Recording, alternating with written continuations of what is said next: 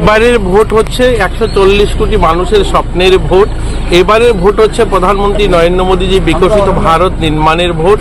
এবারের ভোট হচ্ছে কবি অতুল প্রসাদ সেনের শ্রেষ্ঠত্বের ভোট। তিনি বলেছিলেন ভারত জগৎসভায় শ্রেষ্ঠ আসন হবে, তার ভোট। আমরা সবার কাছে অনুরোধ করব এই পূর্ব ত্রিপুরা আসনের যারা ভোটাররা রয়েছে, যুব ভোটাররা রয়েছে, সবাইকে সকাল সকাল এসে সবাই যেন ভোটদান করে। আমরা চাই 100% ভোটদান হোক। এটা গণতন্ত্রের সবচেয়ে বড় উৎসব। এখানে যেন সবাই সামিল হয় এবং সবাই যেন সুশৃঙ্খলভাবে ভোট দিতে পারে, প্রশাসন তার ব্যবস্থা করেছে। আমরা দেখছি এই প্রখর তাপের মধ্যেও মানুষ কিন্তু লাইনে দাঁড়িয়ে ভোট দিচ্ছে।